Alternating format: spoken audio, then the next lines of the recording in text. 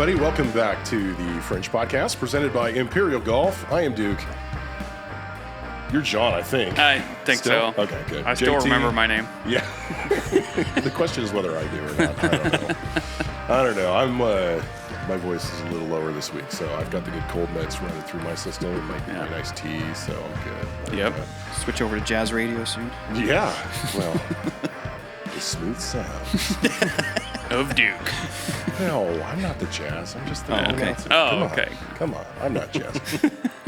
I'm not. So, Brandon has the night off, but we have filled his No, seat. that's Brandon. That's Brandon? Yeah. What do I got to do? I can't. I got random facts. Random facts. Yeah. Okay. And Perfect. very little motion. Okay. Yeah, we're going to need you to just Tone it down.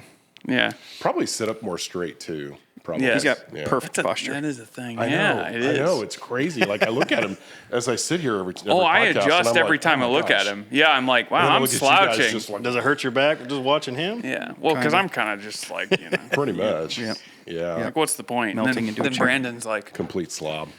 Abraham Lincoln. I mean, good on him. I kind of Interesting wish. comparison. But no, we have a special guest. JT, introduce our guest for us. Well, this is our buddy Steve Pope. Thanks for coming on tonight, pal. Thanks for having me. We've known him for several years. Runs the First Responder Golf channel on YouTube. Yep. And then just, if you would, kind of go into like what you do for a living and everything.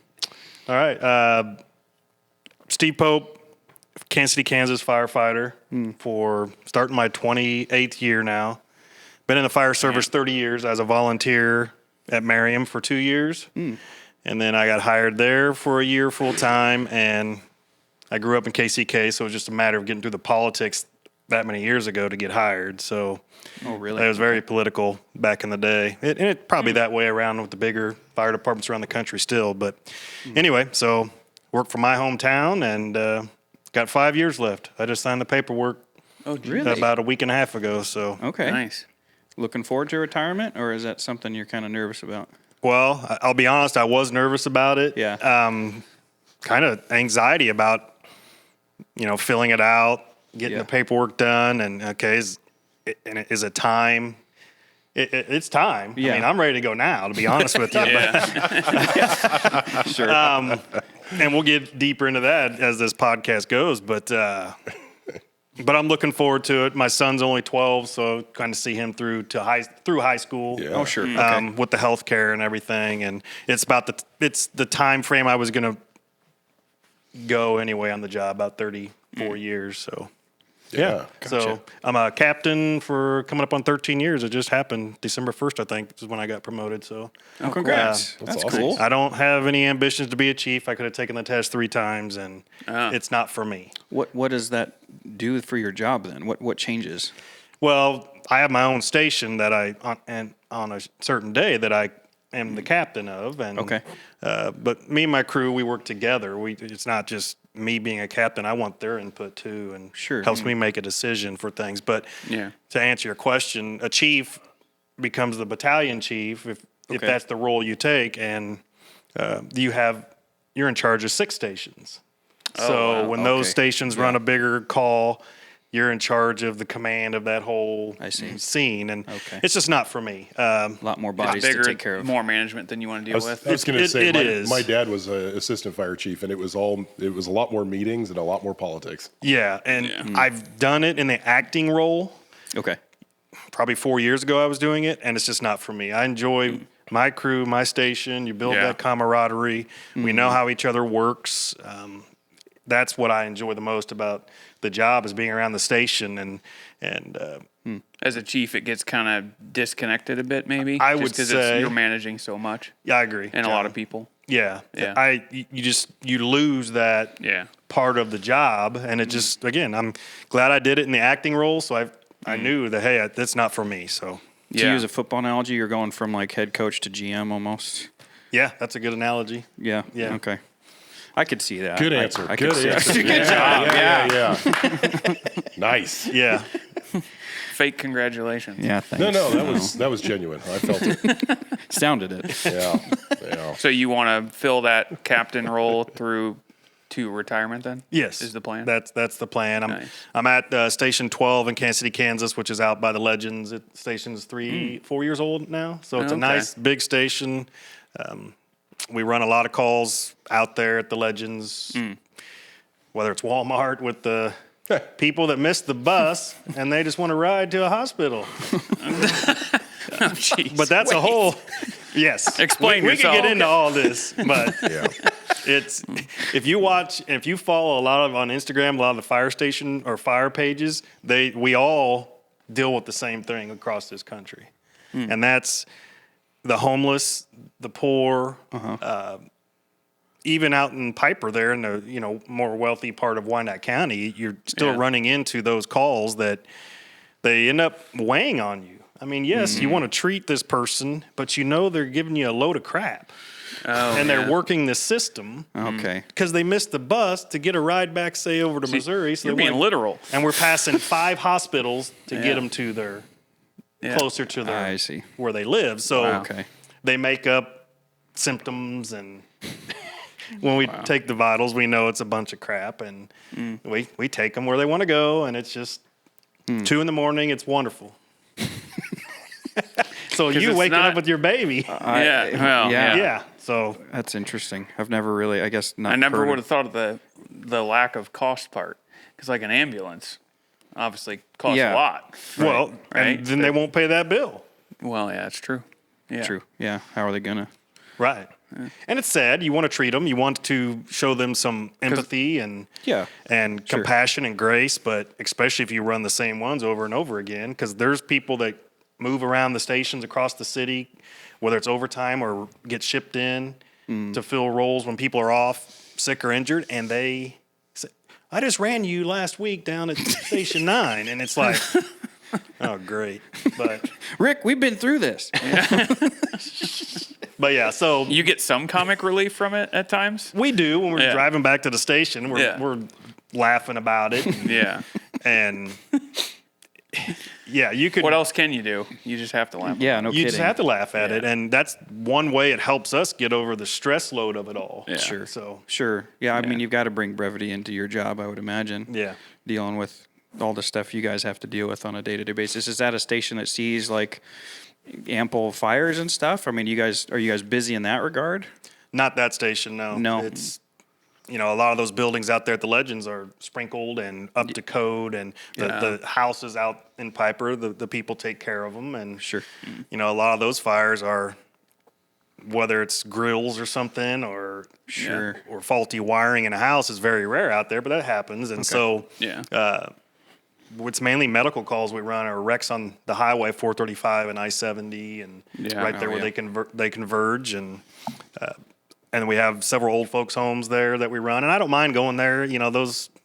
Yeah. My mom passed 2 years ago. I knew, I want to give them compassion and Yeah. and treat them with respect. And yeah, we try to do it for the homeless that we talked about earlier, but man, it gets old pretty quickly. So is the majority of your calls more or less emergency calls, less than fire? Then is Yes, fire it's kind of probably- a minority of calls? It's 85%. Really? Yeah. Emergency Emergent. response. So when I say non-emergent, the emergent medical calls, then we have 15% that might be fires, car wrecks. Yeah. Those can be pushed into the medical part of it too. But we have CO detectors going off. We've ran several of those already, where we go check with our gas monitors to see if they have any CO in their yeah. house. And Okay. and those are fine to run because we want to give those people peace of mind that they're not going to die in the middle of the night. Yeah, no They, kidding. they don't Yeah. even know it. Right. So, Yeah. I can relate. I can understand that. That's Really, though, it all kind of makes sense. I mean, if you've met people lately, yeah, right. Wait, you mean how they're using the just system? yeah. I mean, it just kind of feels like Especially it's trending in the right post-COVID. direction. Yeah. Yeah, we meet them. yeah. no kidding. Yeah. Yeah. No kidding. Well, so how did you find your way to golf, Steve? I don't know if I've ever talked to you about your interest level and when you got started. I know you've played for a few years. Yeah, so my interest probably started back when I worked at the Woodlands racetracks. There's a dog and horse track here in Kansas City, and it was in Kansas City, Kansas. Okay. And I'd played a few times when I was younger with my dad in my teens, but nothing serious. And I was a baseball guy, so I didn't play golf in high school. And so once I was working at the Woodlands racetracks, we were off on Tuesdays, and I'd play with guys from the department that I worked for, which was the racing department. They used to walk the dogs out on the track and load them in their box and pick them up at the end and give them back to their trainers. And so we'd play on Tuesdays a lot with those people that were kind of higher up there. And so that got me into it more. And then trying to get hired on fire departments was from when I was 21 until 26 when I finally got hired. I was testing all over Lawrence, Kansas, Lee Summit, Kansas City, Kansas a couple times, Lenexa, Overland Park. So anyway, I was hoping to get hired so I could play more golf, and because I'd have the money to do it. But I see. Okay. So once I finally got hired for Merriam, I started getting into it more, and I started working at Lake Wavera Country Club in the pro shop. Oh, okay. So my mom worked for a doctor, and her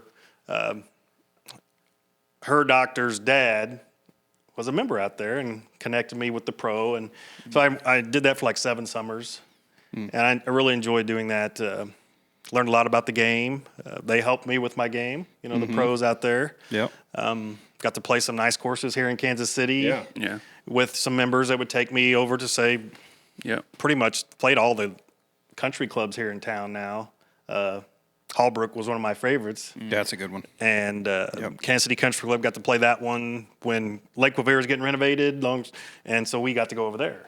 That was like 4 courses, and some members took me with them. And so it was nice to make friends that way. And then I started coaching baseball at Piper High School and got away from the golf part, but I still played a lot. Yeah. Nothing serious. Mainly scramble with friends, and then playing individual. And then, I got the competition bug, if you want to say it. I started playing in the amateur, was the Golf Channel Amateur Tour. Oh, okay. Back, in 2012 maybe. Started, taking it more serious to get lessons and get better. And that was kind of the original AM tour, wasn't it? Yeah, I think it was called Michelob Ultra Tour before that.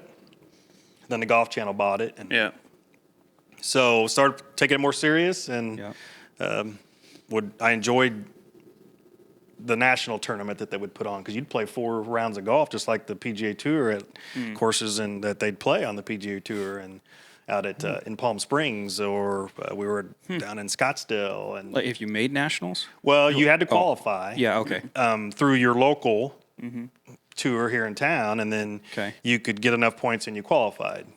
But really, when it comes down to it, if a lot of those upper people weren't going, you could still get in. Pay to go. And so there's different flights. I was in the second flight because my tournament index was like 4.5. It was on the cusp of being in the championship flight. But so in 2017, I won my flight. That was a pretty cool experience. That's neat. Yeah. So 14 over, I think, is what I shot. Okay. And here's a funny story of someone that you know. Okay. He's in front of us, in the group in front of us. He's playing pretty good in that tournament. Yeah. So Brian Taylor. 18th hole. I've got like a 3-stroke lead because I can see who's already in on the leaderboard. Yeah. And the guy I'm playing with was like 2 strokes behind me to start the final round. Okay. And so I was 3 strokes ahead of him. Yep. Going to that hole. And we're waiting for 15 minutes for Brian to get a ruling. Oh, he had some kind of issue. Yeah. And the rules were, play 2 balls and then they'll come out and help you figure out the ruling if you don't know. Right. Yeah. Yeah, because they don't have enough marshals to cover everybody. Yeah. Right. So that took like 15 minutes. We were all complaining about it on the tee box. I thought, I'm just going to take a hybrid, put it out there. I know I have a 3-stroke lead. And I dunk it in the water in front of us. So I say, screw it. I'm taking the driver this time. And I just nailed it through the fairway down on the other side of like the 10th hole. Okay. So I had to go up and over these trees to get to the green. So the 4th shot, I got it next to the green and then got up and down. So I made a 7. Okay. Well, luckily the guy that was 3 strokes behind me hit it out of bounds. So he got a 6. And I Worked won. out. What a barn burner finish that was. It was, but I was. Both guys fell on their face. We did, to say the least. Yeah. Yeah, No kidding. I wasn't very happy with what was Hey, a win's happening a win. in front of Hey, yeah, us. But exactly. a win's a win. Yeah. Yeah, doesn't have to be pretty. Just ask an Iowa fan. We know all about that. There you go. Wins a, well, KU Or lately football a too, Chiefs right? fan. Yeah, or lately a Chiefs fan. Yeah, Yeah, exactly. Yep. There. Yep. So there's kind of like my path with the game. Yeah. And so 2017 is when I won, but 2016 is when I started coaching golf at Piper High School. Oh, They were having trouble Okay. filling the job, and so They'll just put anyone in there, won't they? right, they said you're at the bus stop at Walmart. Come I'm coach just it. kidding. You look You're- responsible. You were more qualified than many, to be honest. Agreed. High school golf coaches can be very hit or miss. Well, usually it's a teacher who can drive the bus. Well, Yeah. yeah. That was me Yeah. in high school. That is was my curious. golf So coach. you weren't teaching at the school? No, and you didn't have to be even a substitute, but you had to. Is this a Kansas thing? So Kansas, they have what's called an emergency substitute. Okay. So I think when I first started, so when I coached baseball, you had to get the emergency subs certificate, even if I didn't substitute. Okay. But when I came back, so I only did that for 5 years, and then so from 2008 to 2016, when I came back for golf, you didn't have to have that anymore. Oh.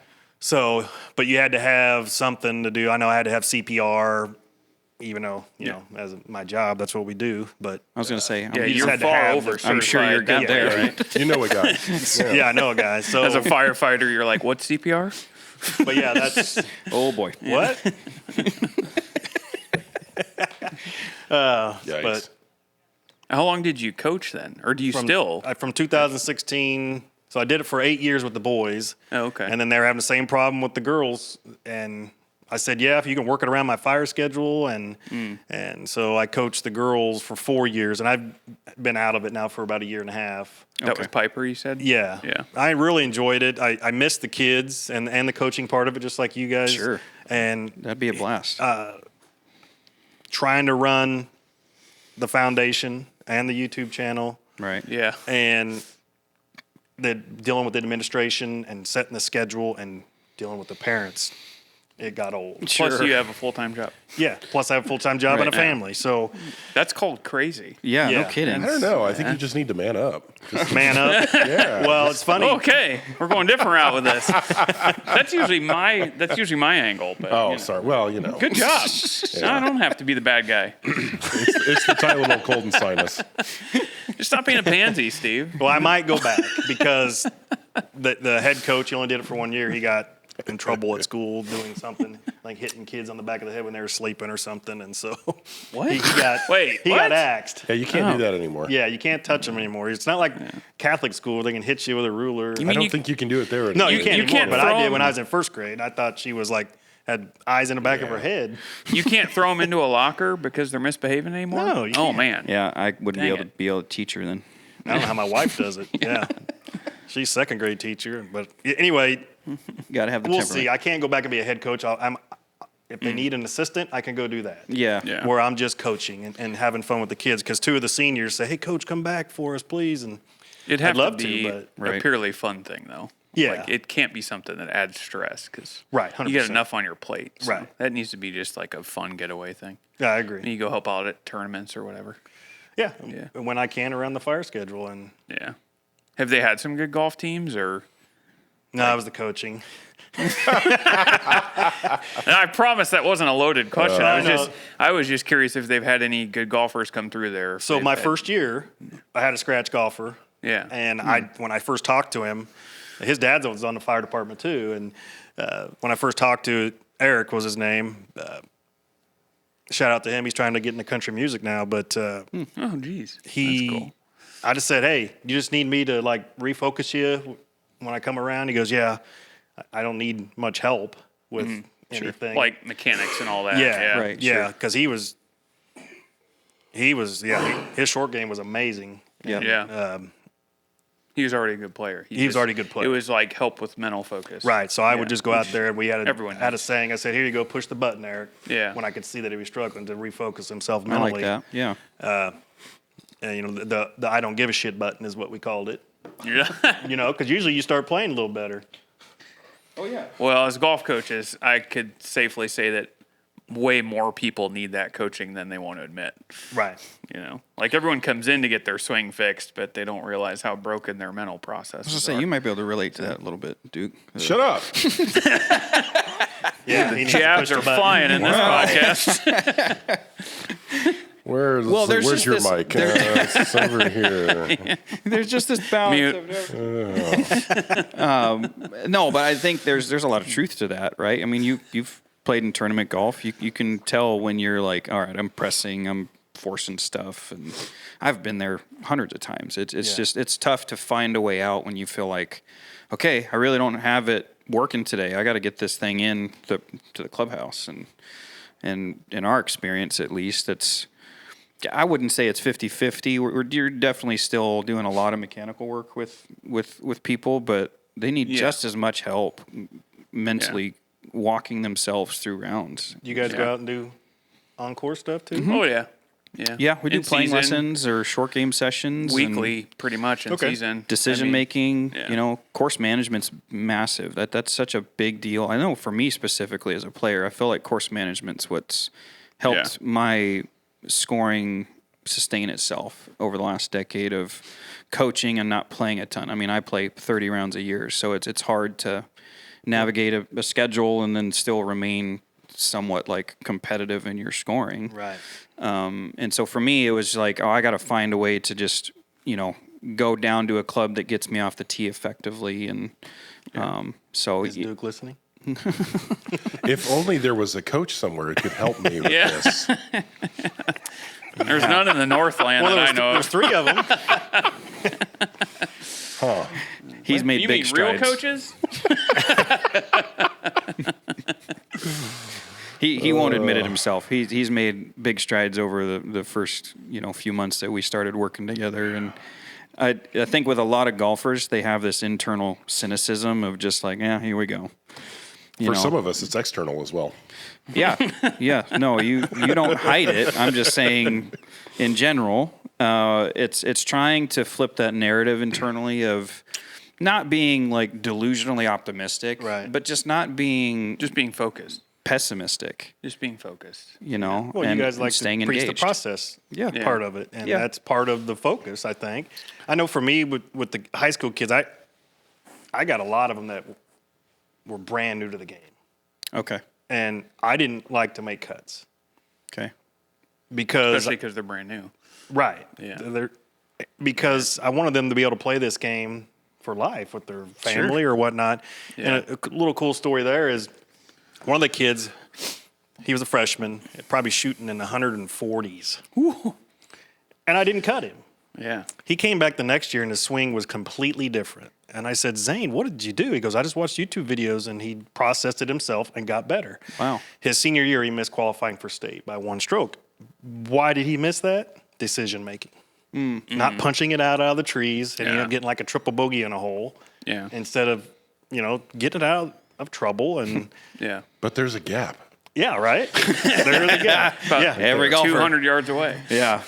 The shot you Gotta just hit try into it. the trees, you think you can do that one now. Yeah. I had somebody the other day that brought that up that was talking about how they like took the risky shot, and I asked him what they meant, and he's like, "Oh, I just tried to hit it through the trees."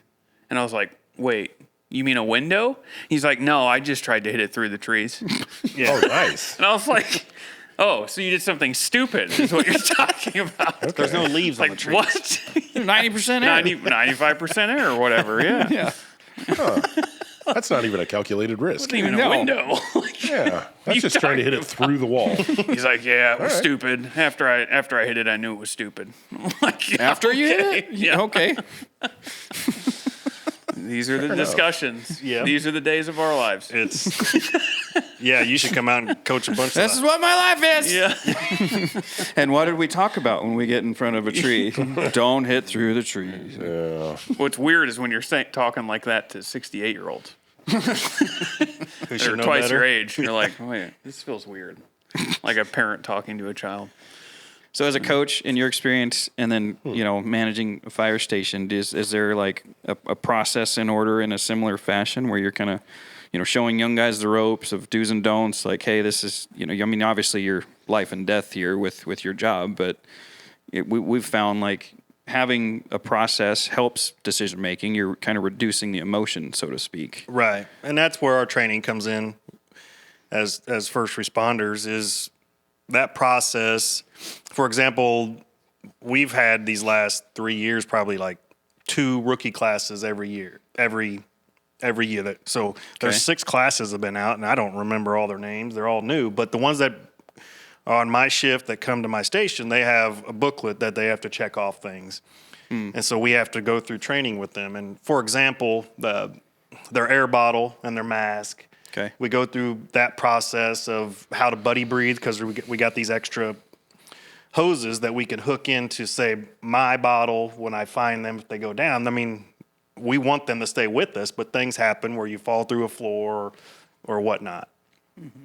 So we go through those training processes in our station. So that's my role as a captain, is to make sure all my crew covers those quarterly training things, whether it's raising ladders against the roof, because out in Piper, there's a ton of apartment complexes. So we got to be able to raise those, get people down as quick as we can if the fire's licking on their rear. Right. So we do that. And it relates with the coaching, because there's a process of, like I mentioned with, all the new golfers. I had a plan for them, and I made the veteran guys go through the same thing they've already been through for 3 years. We're just going through this little process and get them swinging and feeling it, because I only had them for 2.5 months. Yeah. And short season. It's a short season, and especially with the boys, they come in from the wintertime unless they could come to a place like here and use a simulator. Yeah. Cold turkey. Where the girls can practice all summer if they wanted to, which they didn't at Piper. So And they probably high played some schoolers? basketball and baseball since then too. So that didn't screw them up at all. No. So we had the same issue where I grew up, but in Washington State, when I was in high school, it was the boys who had fall ball and then the girls had spring. So you're battling the same circumstance. I've just never understood why they couldn't do men's and women's golf in the same season. yeah, Like, I mean, I you're think dealing with the California same does it in the same stuff. season. Do they? I believe so. One of the Maybe few things Phoenix they get does right. too. Yeah, but their season's like 11 months long. It is. So, I mean, yeah. Well, I- SoCal is, yeah. I Yeah, know but at not least in like- Kansas, the talk I've heard, because a lot of the coaches are teachers, and they say they don't want them competing against other sports as like football. Right. Now, you're not going to take golfers from football. No. So why not move the boys into, It's actually what I did my freshman year. I went from football to golf. yeah. And so what we lose people to is boys soccer. Yep. Oh, Yeah. yeah. Yep. And so, well, now their tennis is big in Kansas now. So they lost. I know they lost a couple last year. I didn't coach last year, but I heard a couple of them, and they weren't the greatest of golfers. But it still fills a spot. I mean, I get it. Logistically, you're asking thousands of high schools to switch and pivot, and you are doubling the tee times you're looking for. Yeah. So I know it's not quite that simple. It just feels like you're accommodating a 30-man roster then, potentially, right? Keeping 15 girls, 15 guys. Yeah. So there's that logistics. JV, too. varsity. Maybe you got to add another van to get them places, but I don't know. I just feel like, being able to practice all summer and then have a like entry season into August is like perfect. So with all the girls we work with, it's kind of nice. It's like, hey, March, April, start getting out, start practicing, let's get some tournaments in, and by August you're sharp. With the guys, I tell them, all my high schoolers, I'm like, if it's 40 degrees or above, get out and play. Yeah. Like they're not canceling the tournament. Like today. Yeah. Like, you better be playing in that stuff. Now, I don't have to, but I'm not playing tournament golf. I don't have to freeze my butt off. Well, they're walking. Yeah. Well, that's There's part of it. Natural problem with golf too, though, especially with youth, that no matter what you do, it's gonna lack accountability, because that person has to go out by themselves. Yeah. And they have to play and put the time in. And they don't have a team around them the whole time. They don't have a coach screaming at them. Because screaming in golf doesn't generally work anyways. But you just don't have that environment that other sports naturally bring. Right. Where there's natural accountability. And if you're not good, your ass is on the bench. Like in golf, that's the challenge, is getting young ones to be like driven enough, but also disciplined enough. because drive is really only a small part of it. It's the discipline to get them out there and like working on their own game and scheduling tournaments. Yeah, And- I had some boys that were really driven. Yeah. Now, were they good? No, I mean they qualified for state, but they were in the bottom third of the qualifiers when they actually went to state. But mid-80s or something. well, it just continues to get higher, and it was like 91, 92 was What do you qualifying mean? in Annually? 5A. Continues to go up. Meaning, yeah, guys Annually? Mm-hmm. Why? it just and the girls. I Interesting. I've seen it go the other way. Since I was in high school, it's gone way down. Yeah. I mean, I qualified for state my junior year with like an 82. Yeah. And now that wouldn't even get you. I just think there's so many other sports. Like I mentioned, tennis is happening. They're playing other sports leading up, and it's just, these kids worked at the golf course, so they were out there practicing a lot, but it just, we only have them for 2.5 months, and then they're not going out and getting the lessons from people like yourself beyond what I can give them. That's so strange that just across the river, it's such a difference because, I mean, I don't recall the last time. I think we had a year where the weather was really bad during conference. And that was the year that men's golf for 6A was like 81, made it to state. Weather related. But that was cut off. And most years, if you're not breaking 80, you're not getting to state in men's golf in Missouri. Well, and that's 6A too. It seems like. But that's down through it. I mean, you go down to 2 or 3A, it's still Got the good. pretty competitive. Okay. I mean, when you're looking at it top to bottom, you're going to see year to year. It just kind of fluctuates with the talent. And you're always going to have the Catholic schools that recruit, and Right. even though they don't recruit. Pay their players. Yeah. The NIL at high school. Yeah. They That's just generally coincidentally are good every year. Yeah. I don't know how that happens. No, they are. They in are. most sports. That was true. And that is true in every state I've lived, dude. That was true in baseball for me. Like our team we played against, it was always the dominant team was a Catholic school. Yeah, I went had to all the best Bishop athletes. Ward here. In They're town. not paying them. It's a scholarship program. Yes. Yes. Okay. That's what Alabama used to say. Isn't scholarship another word for money? Yeah. Oh, that was a movie line. What was that? Was that Miss Congeniality or something? It's like it's the Miss America pageant. It's not, Yeah. it's not a beauty Underrated pageant. movie. It's a scholarship program. But anyway, whatever. Yeah.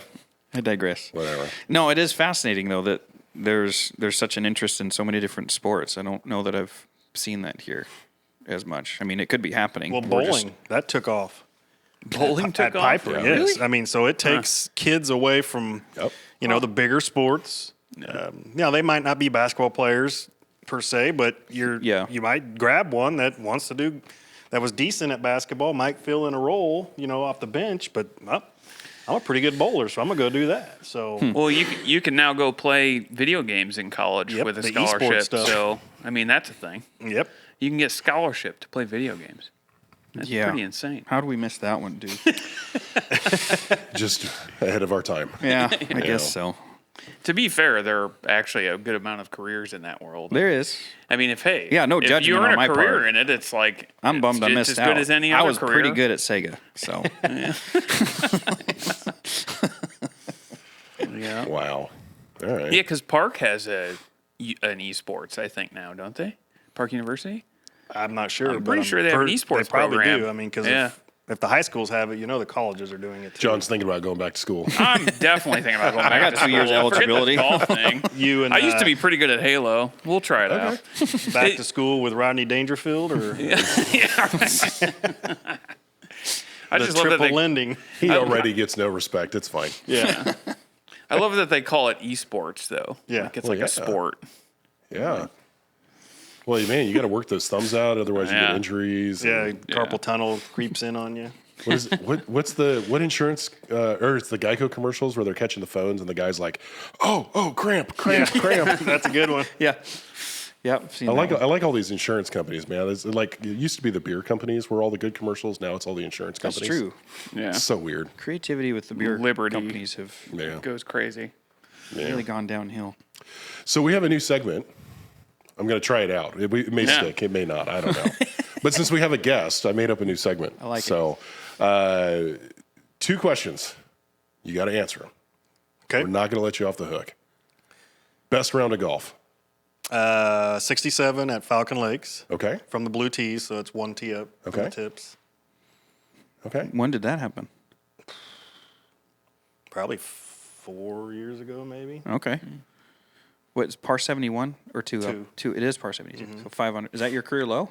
That is. Wow, that's solid, man. Shooting in the 60s. Yeah, no, that's good.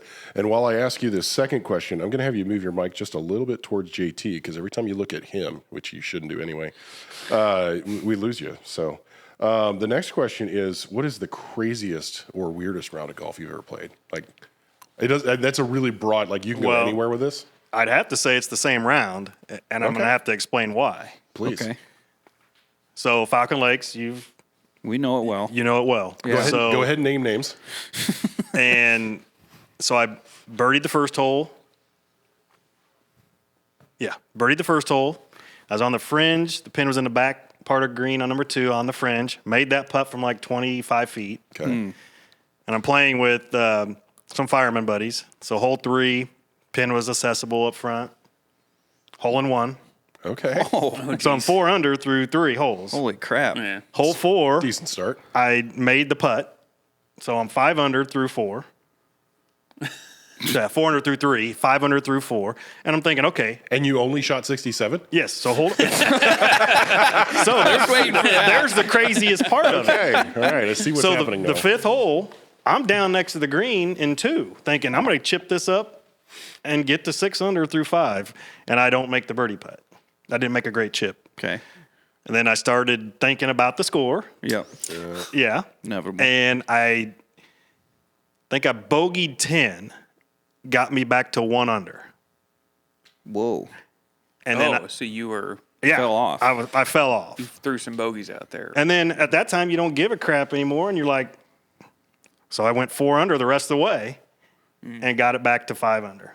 That's crazy. a lot of birdies, dude, and a hole in one. How many do you have? Hole in ones. I've had 4. Oh man. They've eluded us. Every time I ask that question, I'm Just sorry. depressed. Yeah. So number 3, Sunflower, I had it on 16 and 13. And then I had one down in Dallas. Did you get any on video? Nope. Nothing on video. Yet? Nothing on video So for nothing anybody. nothing we can prove. Well, there were witnesses, Hey, luckily. it doesn't so- exist if it's not on the internet. and then my son just got one Wow. Oh, what, really? on number 3. That's at right. Falcon Oh, Lakes. that's right. Yeah, you told me about that. And That's crazy. he put it within like 6 inches a couple weeks before I was on duty. He wanted to go out there and just hit range balls.